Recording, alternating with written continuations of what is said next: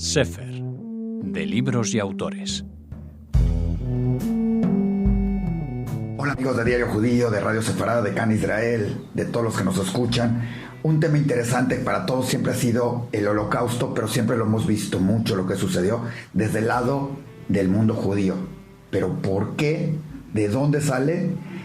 Los alemanes, ¿cómo se dejaron convencer? Es un tema interesante. Y más, si tocamos que había unos mexicanos, como nos toca aquí desde acá, que estuvieron ahí, que participaron, que estuvieron en las juventudes hitlerianas. Y de esto tenemos a quien lo cuenta y nos lo descubrió. Nos prometieron la gloria de Mario Escobar. Mario, ¿por qué este tema? ¿Qué nos toca? Bueno, lo cierto es que, como bien decías, es un momento tan terrible de la historia que nos cuesta comprenderlo, ¿verdad? Ponernos en el lugar de las víctimas que se vieron sorprendidas, ¿no? Pues todo ese odio desatado por el nazismo, ¿no? Pero quería explicar también de dónde surge el odio, ¿no? Y el odio siempre surge del miedo. Creemos que el odio es algo innato, ¿no? Pero ponemos a niños de diferentes razas, de diferentes religiones y no quieren odio. Es algo que va aprendiéndose porque hay miedo al diferente, ¿no? A veces empieza la familia, a veces empieza en el colegio, la propia sociedad. Y ese miedo al diferente poco a poco va haciéndonos desconfiar de lo que es diferente a nosotros, del que no se nos parece, ¿no? Y llega un punto en que si alguien sabe manipular ese miedo, lo convierte muy fácilmente en odio. Y eso pasó en la Alemania nazi, ¿no? El miedo al extranjero, a las ideas de fuera, todo lo que había pasado en la Primera Guerra Mundial, todo ese odio acumulado también, ¿no? Hacia Francia, hacia la revancha, hacia el Tratado de Versalles, la frustración de un pueblo alemán que por un momento se creyó que era el más avanzado de Europa, el más... Y la crisis le golpeó, esa burguesía que se quedó sin nada. Todo eso creó un caldo de cultivo para que gente como Adolf Hitler, con un mensaje muy atractivo en el que les quería convencer de que podían volver a la gloria pasada, que Alemania era grande, les fue convenciendo, y sobre todo porque, como todos los regímenes totalitarios, tenían que buscar el origen del problema. Y el origen del problema era un chivo expiatorio, y en este caso era el que él pensaba que iba a funcionar mejor, que era el pueblo judío. El pueblo judío ha sido siempre pues el tema recurrente de muchos de reyes en la época medieval, pero posteriormente de gobiernos. Pasó con el zarismo en Rusia, ¿no? Pasó en otros momentos, incluso Stalin en su etapa final se dice que estaba a punto de hacer Bueno, desde la Inquisición. Bueno, desde la Inquisición. Entonces, unes esas circunstancias sociales, políticas y tal, junto al miedo al diferente, al odio que se iba generando, y se crea esa sociedad que persiguió a personas de cualquier condición social, cualquier edad, niños, sin importar y sin tener la menor piedad hacia ellos, solo por el hecho de ser judíos, según ellos pertenecer a la raza judía. Oye, dentro del libro, justamente los protagonistas, o dos de los varios protagonistas, o de donde surge la historia, es de unos mexicanos, de origen alemán, pero eran mexicanos, nacieron en México, en este universo. ¿Qué te dejó el que fueran estos mexicanos, el que era con un espíritu latino, porque igual vivieron dentro de esta mezcolanza que se dio en un pueblo alemán, y que además para muchos decimos, a México ni le tocó, ¿no? De repente. Sí, pues hay una parte en el libro al principio que quiero reflejar el gran contraste, ¿no? Porque hay un momento en que Eduardo vende a su hermano Mario los avances de Alemania, ¿no? Mira, aquí los tranvías no hacen ruido, todo está ordenado, sí. Aquí no vengas a hacer cosas que allí... Y Mario todo el rato recuerda el patio de su casa, los sándwiches. Los sándwiches de la madre. Bueno, los emparedados. Sí, va recordando lo que ha dejado, ¿no? Cómo es la sociedad mexicana, una sociedad mezclada, y todo eso le va chirriando, pero bueno, el otro dice, no, pero esto está mejor, esto es más avanzado, ¿no? Y yo creo que eso se ve, ¿no? Como estos dos mexicanos poco a poco, junto a otros latinos, ¿no? Porque hay latinos de otras partes de América, van poco a poco entrando y dicen, bueno, nos adaptamos o morimos, ¿no? Y poco a poco van aceptando ciertas ideas, ciertas condiciones, a pesar de que los latinos fueron perseguidos en Alemania, ¿no? Que es otra cosa que no se ha hablado mucho, ¿no? ¿Por qué? Porque eran diferentes. La comunidad alemana, todo aquel que fuera diferente, no encajara en el modelito que habían hecho de ario perfecto, estaba fuera, daba igual. Estos eran de origen alemán, ¿no? Y muchos también de los que están allí eran de origen alemán, argentinos, chilenos, uruguayos, brasileños, pero para ellos ya no eran perfectos, ¿no? Ya se habían mezclado, aunque fuera culturalmente, aunque fuera por un acento, ¿no? Hasta ese punto llegó, ¿no? Y quería reflejar ese contraste, y también cómo lo que pasa en un sitio al final repercute en el otro. Es verdad que parece que la guerra fue en Europa, que América y Sudamérica, Centroamérica no la sufrió tanto, pero los regímenes dictatoriales y populistas de los años 40 y 50 y hasta 60 en América Latina fueron el eco de lo que había pasado en Europa.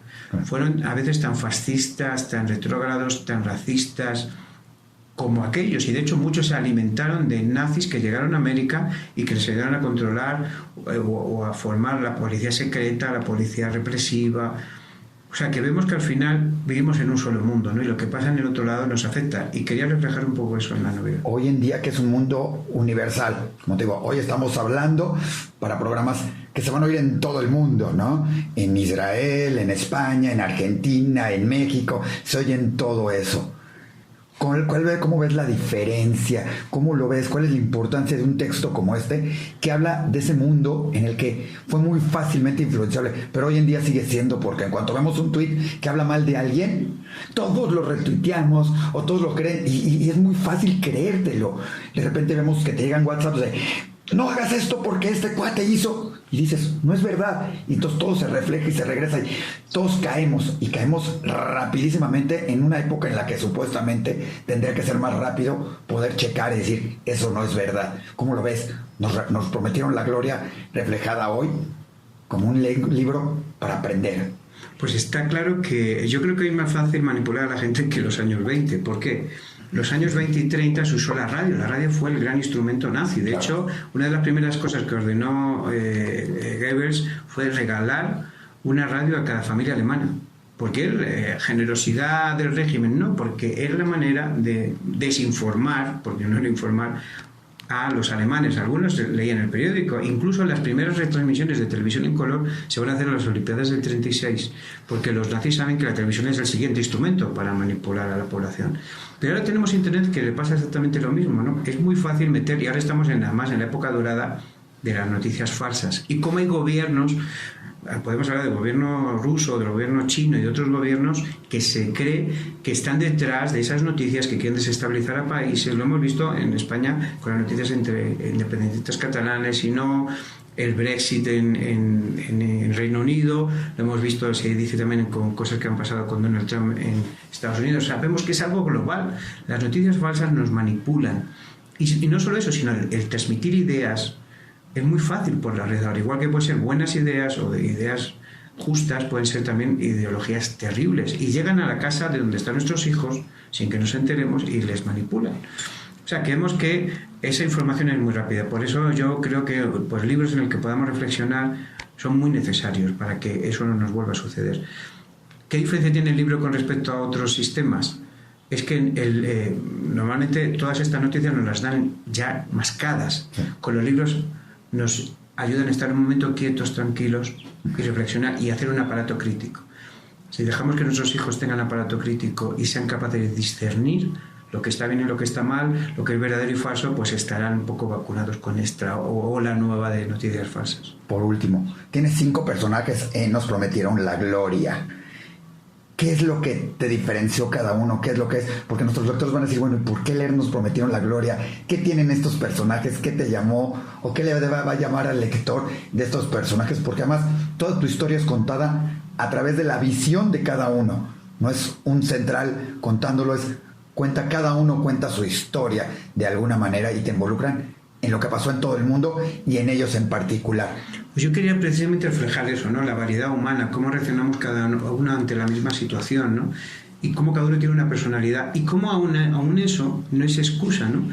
El carácter, nuestra personalidad, vamos formándola poco a poco, ¿no? A veces nos excusamos con la timidez, el miedo al ridículo, la falta de personalidad, entre comillas, de ser decidido, o nuestra tendencia a mentir. Quería un poco reflejar cómo cada uno de los personajes reaccionaba ante el mismo hecho, que era la opresión del nazismo, y cómo poco a poco iba seduciéndoles, para que nos sintiéramos identificados y viéramos que hay diferentes ángulos, maneras diferentes de contar una misma historia y de cómo cada uno la vivió, ¿no? Eso nos ha pasado, ¿no? Todos en una reunión de amigos, cada uno cuenta lo que fue la velada y cada uno hace un énfasis, ¿verdad? Porque cada uno vive en primera persona como protagonista ese momento.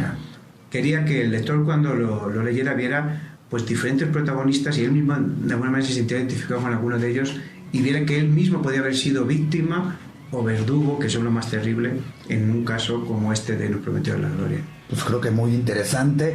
Espero que lo puedan leer en Israel, en Argentina, en España, por supuesto en México, que lo vean, que lo compartan, porque no más que un libro, sí, es toda una historia y es una lección de vida, lo que es Nos prometieron la gloria, que debe quedar muy bien guardado para que todo el mundo lo siga leyendo y leyendo y leyendo, no nada más como lectura, sino como casi un libro de cabecera. Muchísimas gracias, Mario. Gracias por escribirlo y gracias por platicarnos esta historia que se sale de lo común que hemos oído y que seguramente llegará no nada más a muchos lectores, sino al corazón de estos lectores. Muchas gracias.